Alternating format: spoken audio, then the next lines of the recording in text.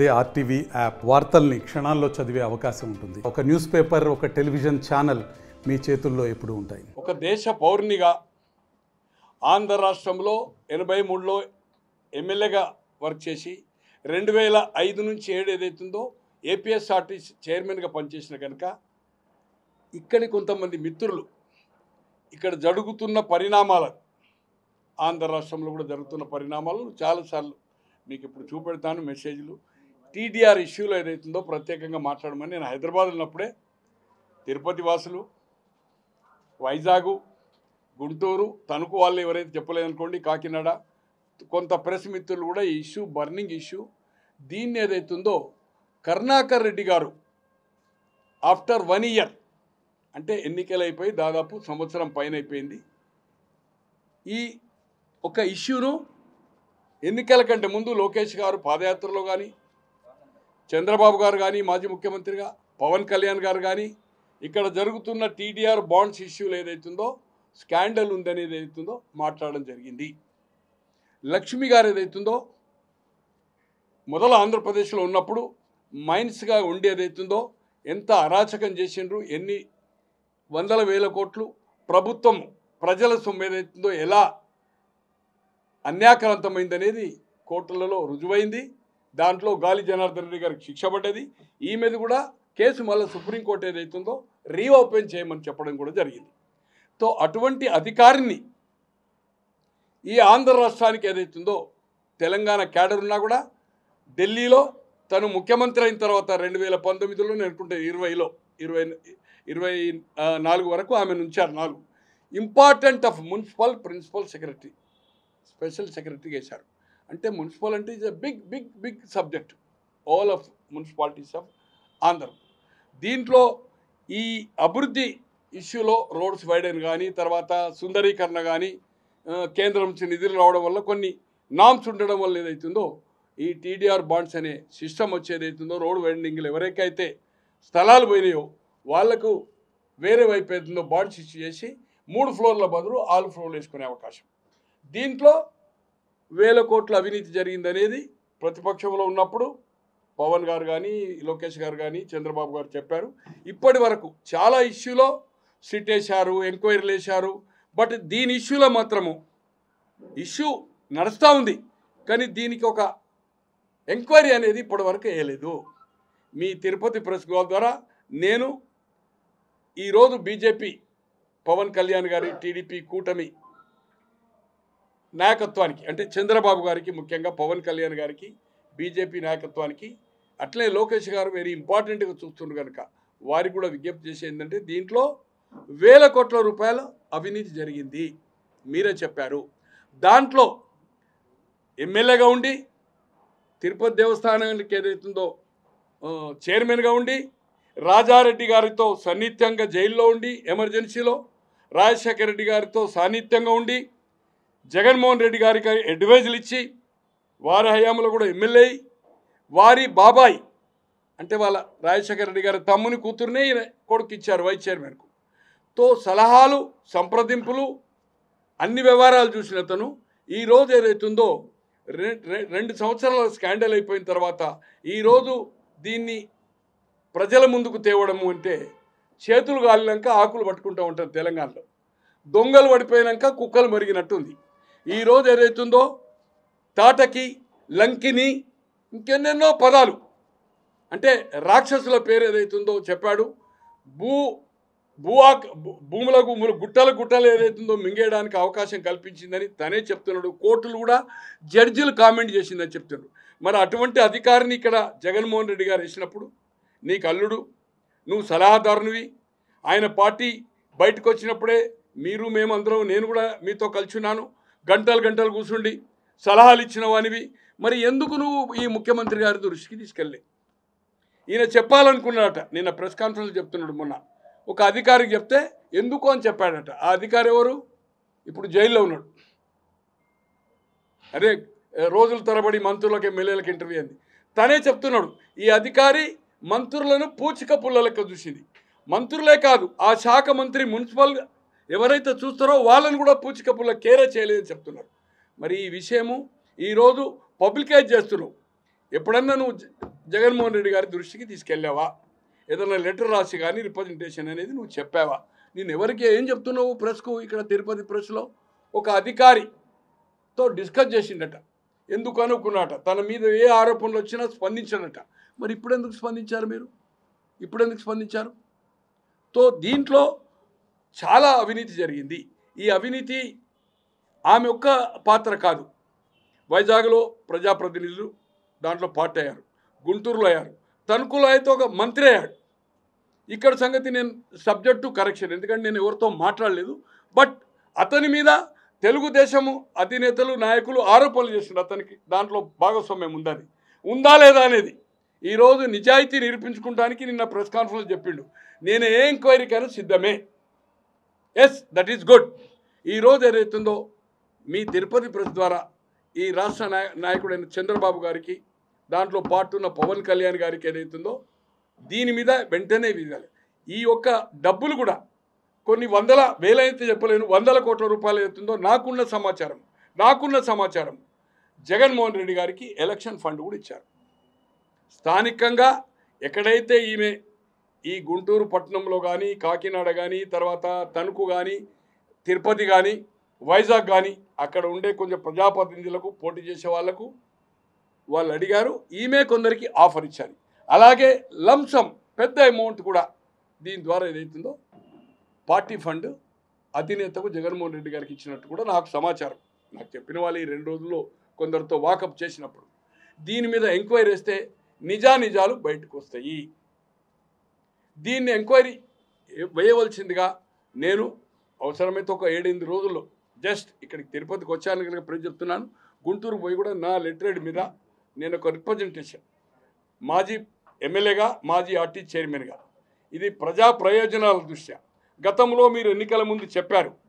ఇప్పుడు ఏదైతుందో ఆ పార్టీలో ముఖ్యుడైన రాజారెడ్డి గారితో రాజశేఖర రెడ్డి గారితో జగన్మోహన్ రెడ్డి గారితో పనిచేసి ప్రజాప్రతినిధిగా ఎన్నికై తిరుపతి దేవస్థానం 2 సార్లు చైర్మన్గా ఉండి రాజశేఖర రెడ్డి గారి హయాంలో, మళ్ళీ జగన్మోహన్ రెడ్డి హయాంలో కొంతకాలం, అలాగే అతన్ని ఏదైతుందో డిమాండ్పై దీన్ని ఏదైతుందో ఎంక్వైరీ చేస్తే చాలామంది ప్రజాప్రతినిధులది బండారం బయటకు వస్తుంది. అలాగే ఎవరైతే బాధితులు ఉన్నారో కొంత ప్రభుత్వ భూమి కూడా ఏదైతుందో దీంట్లో ప్రైవేట్గా చూపి కూడా ఇచ్చినట్టుగా సమాచారం ఉంది. పత్రికల్లో, టీవీల్లో కథనాలు వస్తున్నాయి.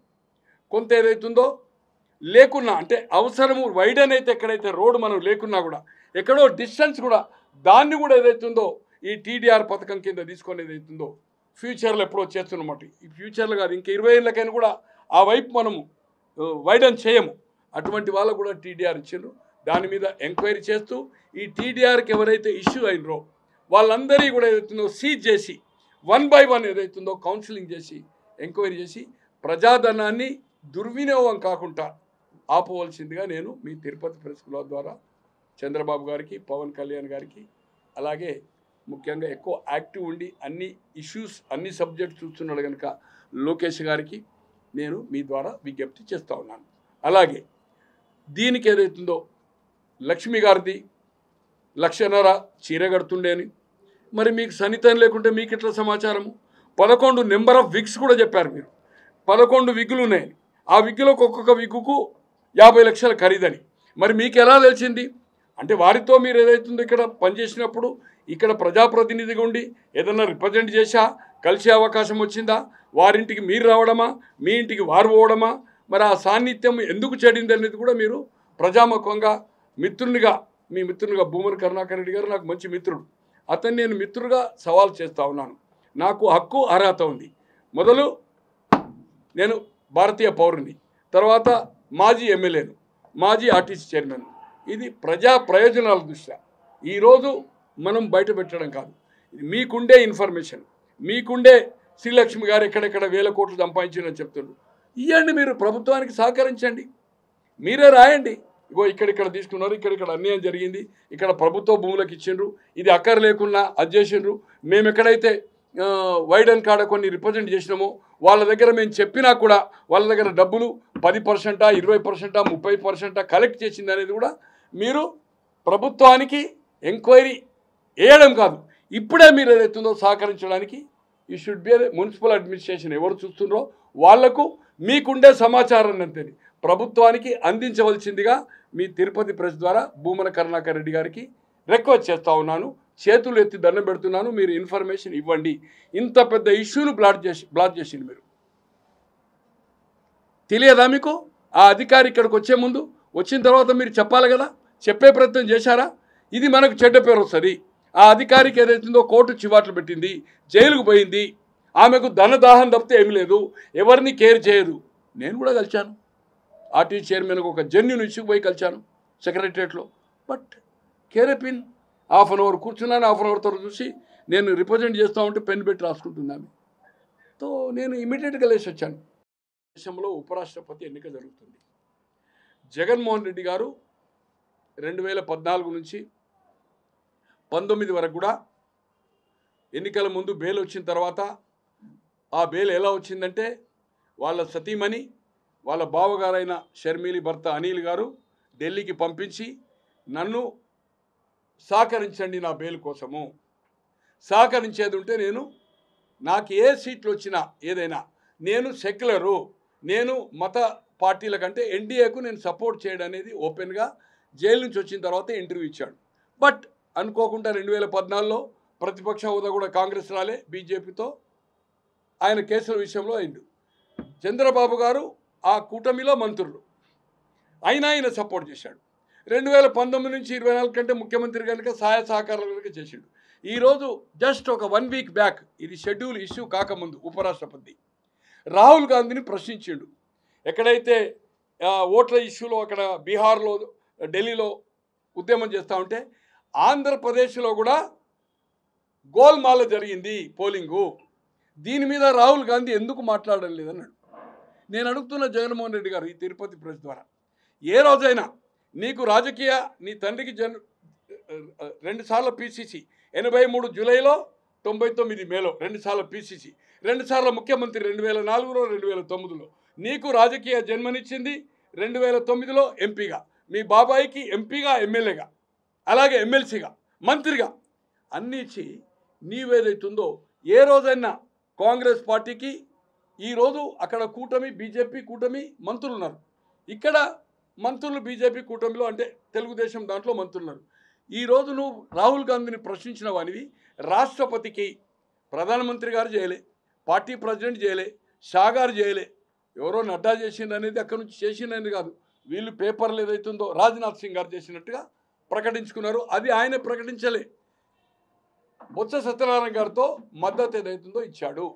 ఈరోజు నేను అడుగుతున్న రాహుల్ గాంధీ గారిని ప్రశ్నించినావు, రాహుల్ గాంధీ గారితో మీ తండ్రి కానీ మీ బాబాయ్ కానీ నువ్వు కానీ బెనిఫిట్ అయ్యి ఈరోజు నీ స్టాండ్ ఏముండాలా? అది కూటమి, నీవు అపోజిషన్ అయితే ఇండియా కూటమితో ఉండాలి, లేకపోతే నీవే ఒక ప్లాట్ఫామ్ తయారు చేసుకొని నువ్వు ఆ కేసీఆర్ ఇంకెవరో 10 మంది కలిసి మీరు ఒక థర్డ్ ఫోర్స్ తయారు కావాలి. అటువంటిది ఎటు కాకుండా అయితే మగ కావాలి, అయితే ఆడ కావాలి. ఈరోజు ఏదైతుందో చెక్క కూడా ఏదైతుందో గుర్తింపు ఉన్నది, వాళ్ళు కూడా ప్రజాప్రతినిధులు అవుతుంది, వాళ్ళు కూడా ఓటు హక్కు ఉంది. ఆ పని చేయొద్దని ఏదైతుందో మీ తిరుపతి ప్రెస్ ద్వారా జగన్మోహన్ రెడ్డి గారిని నేను కోరుతా ఉన్నాను. నీవు ఈ రెండిట్లో ఏదో కాదు ఈ పని చేస్తున్నావు. ఈరోజు నీకు చిత్తశుద్ధి ఉంటే అయితే ఆబ్సెంట్ ఉండు, బహిష్కరించే ఎన్నికలు, లేదా ఇండియా కూటమి చేయి. అప్పుడే నీ ఏదైతుందో నీకు ఇక్కడ ఏదైనా అన్యాయాలు జరుగుతున్నాయా, నీకేదైనా సేఫ్ గార్డ్ చేయాలా, వాళ్ళు నీ రిస్కులు వస్తారు. అటువంటిది నీ కేసుల కోసం, వ్యక్తిగత ప్రయోజనాల కోసం ఎక్కడ బీజేపీని క్రిటిసైజ్ చేస్తే, బీజేపీని ఎదిరిస్తే నేను జైలుకు పోతాను. దాంతో సేమ్ కేసీఆర్ 2014లో విభేదించిండు, 2018లో మోడీ లేదు గిడి లేదన్నాడు, 19లో చేశాడు. ఎప్పుడైతే జిఆర్ స్వామి 2022 వరకు ఆల్ అవుట్ అన్ని ఇష్యూలో, కాంట్రవర్సీ ఇష్యూలో కూడా ఏదైతుందో ఈ సపోర్టెడ్. ఈవెన్ అగ్రికల్చర్ బిల్లు కూడా తర్వాత విరమించుకున్నది బీజేపీ. దానికి ఇటు జగన్మోహన్ రెడ్డి గారు కానీ అటు కేసీఆర్ గారు కానీ సపోర్ట్ చేశాడు. ఈరోజు కూడా కేసీఆర్ గారు ఏ డిసిషన్ తీసుకోలే. నేను అనుకుంటా కదా అంటే ఆయన కేసులు, ఆయన బిడ్డ భయానికి ఆయన కూడా జగన్మోహన్ రెడ్డి గారు ఏదైతుందో వ్యక్తిగత ప్రయోజనాల కోసము ఎక్కడ జైలుకు పోతామనే ఉద్దేశంతో ఆయన కూడా ఎన్డీఏకే మద్దతు పలికే అవకాశం ఉంది, లేదా ఆబ్సెంట్ ఉంటాడు, బహిష్కరిస్తాడు. ఇప్పటికైనా జగన్మోహన్ రెడ్డి గారు నిజంగా చిత్తశుద్ధి ఉంటే, నాయకత్వ లక్షణాలు ఉంటే కేసులు జానే. ఇదివరకు 16 నెలలు జైలు పోయినావు, మళ్ళీ జైలుకు పోతావు. ఈ దేశంలో జయలలిత జైలుకు పోయింది ముఖ్యమంత్రి ఉండి, మధుకోడా పోయిండు, లల్లు పోయిండు, చౌతాల పోయిండు, కేంద్ర మంత్రులు అయితే మొత్తం ముఖ్యమంత్రులు పోయిన తర్వాత పోయిండు. వాళ్ళు ముఖ్యమంత్రుల పదవిలో దుర్వినియోగం చేసిందని లల్లు ప్రసాద్ గారు కానీ, చౌతాల కానీ, అక్కడ జార్ఖండ్ కానీ. ఇక్కడ జయలలిత పోయింది, ఉండేది ఉంటే శశికళకు వచ్చింది, ఆమె కూడా జైలు జీవితం చనిపోయింది. తో జైలుకుని కొత్త ఏం కాదు, కానీ ప్రజా ప్రయోజనాల దృష్ట్యా. అయితే ఆ కూటమిలో లేవు కనుక ఎన్డీఏ కూటమి తీసుకో, లేదా ఒక కూటమి తయారు చేయి. అది కాకుండా ఏదైతుందో ఈరోజు నీ స్వప్రయోజనాల కోసం ప్రతిపక్షంలో ఇచ్చిన ప్రజల ప్రయోజనాల కోసం కాకుండా నీ జైలు జీవితాన్ని కాపాడుకుంటాని కోసం, కేసుల నుంచి బయటికి రావడానికి కోసమే ఈరోజు ఎన్డీఏ కూటమికి సపోర్ట్ చేస్తున్నాడు. ఈరోజు 422 ఓట్లండి రాజ్యసభ అండ్ లోక్సభ, 543 ప్లస్ 239, 300 మాత్రమే కూటమికి ఉన్నాయి. ఏ పరిస్థితిలో గెలిచే అవకాశం లేదు. న్యూట్రల్స్ 30, దాంట్లో జగన్మోహన్ రెడ్డి గారు నేను అనుకుంటున్న 6 రాజ్యసభ 4 లోక్సభ, అక్కడ ఆయన 4 రాజ్యసభ మాత్రమే, లోక్సభ లేదు. 14 నేను అనుకుంటున్నా ఒరిస్సా. అందరు కలిపి ఈ దీంట్లో కూడా ఈ 3 పార్టీలు కూడా ఏదైతుందో ఎన్డీఏకు దీంట్లో గెలుపులో ఏమాత్రం అనుమానం లేదు. కొంతమంది అంటున్నారు, షా గారు ముఖ్యంగా, అసలు గెలిచే అవకాశం లేదు, ఎందుకు పోటీ అని. అట్లంటే మా తెలంగాణలో ఏతుందో 103, 119లో 103 కాన్స్టిట్యున్సీలు డిపాజిట్ పోయినాయి బీజేపీకి, డిపాజిట్ పోయింది. తో పోటీ అనేది ఏదైతుందో 69 కంటే ముందు number of times president and vice president, ఉపరాష్ట్రపతికి ఎన్నికలకు పోటీ అనేది ఉంటుంది. నో కాన్ఫిడెన్స్ మోషన్ ఉంది. హౌస్లో మెజార్టీ లేకున్నా 30% ఆఫ్ హౌస్ ఉన్నా కూడా నో కాన్ఫిడెన్స్ పెడతారు. నో కాన్ఫిడెన్స్ మోషన్ ఎందుకంటే లోక్సభలో కానీ అసెంబ్లీలో కానీ ప్రజా ఇష్యూస్నే కాక general issues, law and order కానీ, ప్రైజ్ రైట్స్ కానీ, ఏది కానీ ఆ సబ్జెక్ట్ అన్ని సబ్జెక్టులో నో కాన్ఫిడెన్స్ మీద మాట్లాడచ్చు. అది రికార్డుగా ఉంటుంది. ఓటమనే తెలుసు, నో కాన్ఫిడెన్స్ సక్సెస్ కావని తెలుసు. అలాగే 69లో ఒక వెరీ ఇంపార్టెంట్ ఇన్సిడెంట్, 1969లో ఇందిరాగాంధీ గారు ప్రధాని, కాంగ్రెస్ అప్పుడు యునైటెడ్ కాంగ్రెస్, అప్పుడు కాడేట్లు మాత్రమే. ఆ ఎన్నికల్లో నీలం సంజీవరెడ్డి గారు మన రాష్ట్రం నుంచి ముఖ్యమంత్రిగా ఉండిరి, ఏఐసిసి ప్రెసిడెంట్గా ఉండిరి. వారు ఏదైతుందో కాంగ్రెస్ బెంగళూరులో వర్కింగ్ కమిటీలో ఇందిరాగాంధీ గారికి మెజార్టీ లేకుండే నిజలింగప్ప గారు, మొరార్జీ దేశాయ్ గారు డిప్యూటీ ప్రైమ్ మినిస్టర్, కామరాజ్ గారు, తర్వాత ఎస్కే పాటిల్, అతుల్ ఘోష్, వీళ్ళందరూ కలిసి నీలం సంజీవరెడ్డిని ప్రపోజ్ చేశారు. వర్కింగ్ కమిటీలో 26, 28, 30 ఉంటుండే కావచ్చు. దాంట్లో మెజార్టీ అభిప్రాయానికే అభ్యర్థి ఉంటుంది, ప్రెసిడెంట్ కానీ స్పీకర్స్ కానీ జనరల్ కాంగ్రెస్ పార్టీలో. అప్పుడు ఆమెకు సింగిల్ షార్ట్ ఫాల్ ఉంది, 32 ఉంటే ఆమెకు 17, 15 వచ్చింది. దాంట్లో ఈమె మద్దతుదారులు ఇప్పుడు చంద్రశేఖర్ గారు ప్రధాని అయ్యారు, మోహన్ దారియా, తర్వాత కృష్ణకాంత్ అని మన దగ్గర గవర్నర్ ఉండే ఆంధ్రప్రదేశ్లో, తర్వాత రామ్ధన్, వీళ్ళంతా యంగ్టర్కి సపోర్ట్ చేశారు. అప్పుడు విధి లేని పరిస్థితిలో సంజీవరెడ్డి గారికి ప్రధానిగా ఆమె నామినేషన్ ఫైల్ చేసింది. ప్రధానిగా ఆమె ఎంపీ కనుక ఆమె ఏదైతుందో నామినేషన్ ఫైల్ చేసింది. అప్పటి వరకు ఉపరాష్ట్రపతిగా ఉన్న వివి గిరి గారు ప్రెసిడెంట్ ఛాన్స్ ఇవ్వనందుకు జకీర్ హుసేన్ గారు మధ్యలో చనిపోయాడు, 67, 69లో చనిపోయాడు.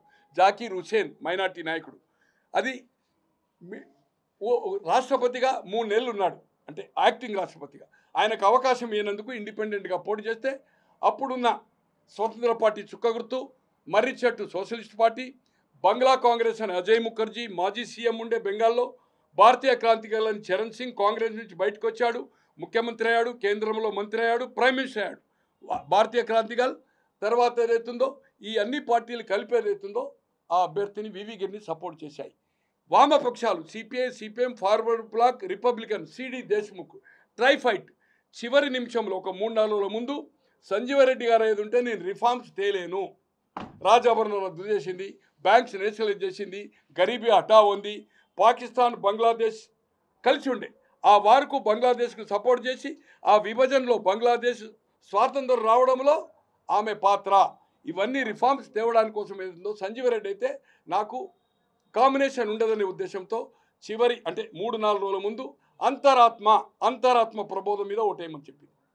ఆత్మ ప్రబోధ అని కొందరు అంటారు, నేనైతే అంతరాత్మ మీద ఓటేయమని అప్పీల్ చేశాను.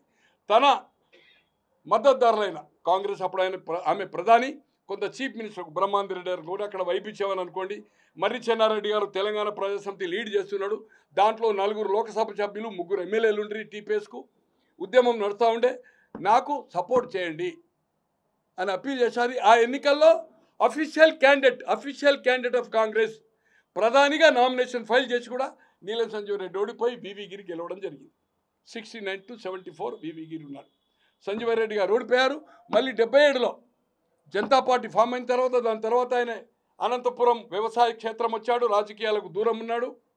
77లో జనతా పార్టీ ఎమర్జెన్సీ తర్వాత ఎన్నికలు వచ్చిన తర్వాత అతన్ని జనతా పార్టీ అభ్యర్థిగా నంద్యాల నుంచి వెంకట సుబ్బయ్య గారని మంత్రిగా ఉండి వారి మీద పోటీ చేస్తే 42లో 41 కాంగ్రెస్ గెలిచి వెంగళరావు గారు ఇక్కడ చీఫ్ మినిస్టర్. ఆ ఎన్నికల్లో 41 గెలిచి మాత్రమే జనతా పార్టీ గెలిచింది. దేశమంతా జనతా పార్టీ వచ్చి జనతా పార్టీ అధికారం వచ్చిన తర్వాత ఆయన స్పీకర్గా నామినేట్ కాబడ్డాడు. లోక్సభ స్పీకర్. పార్టీ సభ్యత్వానికి రాజీనామా చేసి 3 నెలల తర్వాత రాష్ట్రపతి ఎన్నిక వచ్చాను. 77లో రాష్ట్రపతి ఎన్నిక. నేను అనుకుంటున్న ఫక్రుద్దీన్ అలీ అహ్మద్ అని ఎట్లయితే జాకీర్ హుసేన్ 67లో ఎన్నికై 69లో చనిపోయాడు. ఈయన 74లో ఎన్నికై 77లో చనిపోయాడు. చనిపోయిన తర్వాత ఎన్నిక అనివార్యమైంది కనుక నీలం సంజీవ్ రెడ్డి గారు రాష్ట్రపతి అయ్యారు.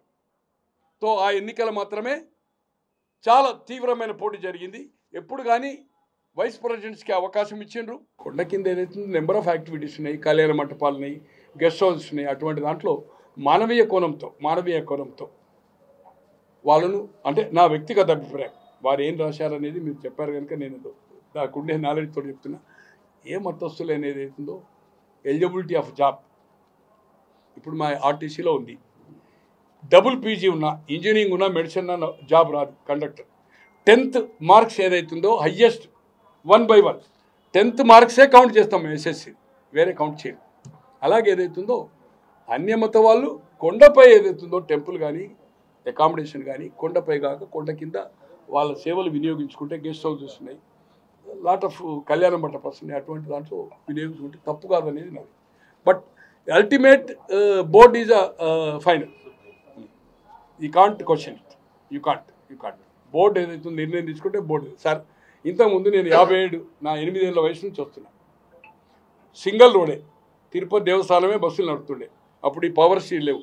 సగమే డ్రైవర్ మందమే ఇది ఉంటుండే క్యాబిన్. తర్వాత ఇదంతా కుల్లా. ఇక్కడ బ్రాడ్ గేజ్ తిరుపతికి లేకుండా మేము రేణిగుంటలో దిగేవాళ్ళం.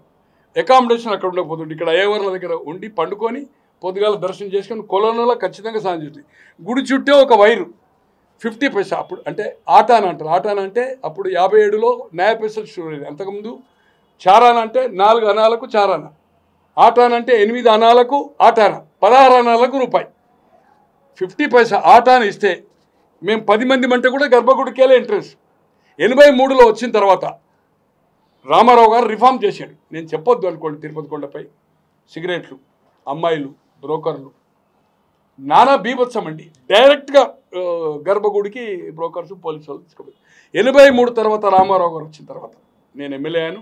నేను 57లో ఫస్ట్ టైం వచ్చాను. నా ఏజ్ ఆఫ్ 8 years. చాలా అంటే చాలా రిఫార్మ్ చేసిండు. ఇప్పటికి కూడా కొన్ని లూప్ హోల్స్ ఉంటున్నాయి. ఎనీవే తిరుపతిని ఒక పవిత్రతను అక్కడ ప్రైవేట్ అనేది ఇక్కడ లేదు. అప్పుడు ప్రైవేట్ ప్రాపర్టీస్ ఉండే, ప్రైవేట్ హోటల్స్ ఉండే.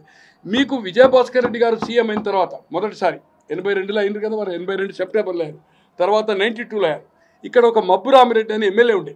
ఆయన కూడా మీకు హోటల్ పర్మిషన్ ఇచ్చిన ఐడియా ఉంది కదా పైన. ఇప్పుడు ప్రైవేట్ అనేది ఏది అక్కడ చిన్న ఇంచి లేదు. ఒక మఠాలకు మాత్రం ఉంది. మఠాలు అనేది కూడా దాంట్లో కొన్ని ఏదైతుందో అటానమస్ ఉన్నాయి. వాటిని టచ్ చేయడానికి వీల్లేదు. ఈ ఎన్నిక అనేది కొత్తది కాదు.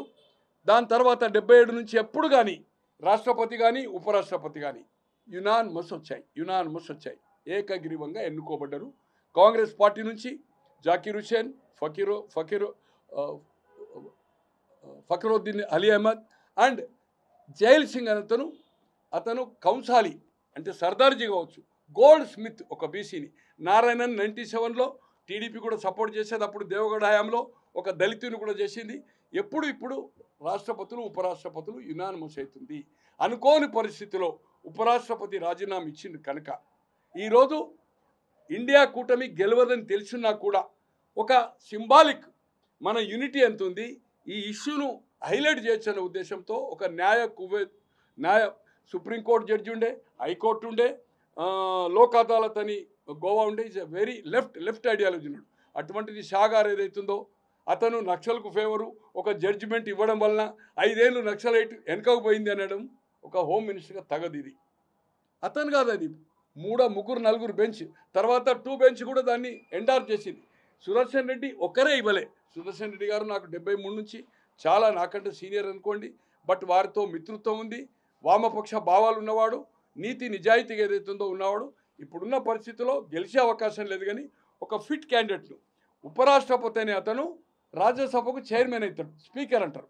దాంట్లో ఎడ్యుకేటెడ్ కావాలి, న్యాయ కోవిదుడు కావాలి, లేకపోతే గ్రాడ్యుయేట్ అయ్యి నేర్చుకుంటాడు కావాలి. అన్ఎడ్యుకేటెడ్ కాంట్ రన్, ఎందుకంటే రాజ్యసభకు చైర్మన్ అంటారు, ఇక్కడ కౌన్సిల్కు లెజిస్లేటివ్ కౌన్సిల్కు చైర్మన్ అంటారు, ఇక్కడ అసెంబ్లీకి స్పీకర్ అంటారు, అక్కడ స్పీకర్ అంటారు.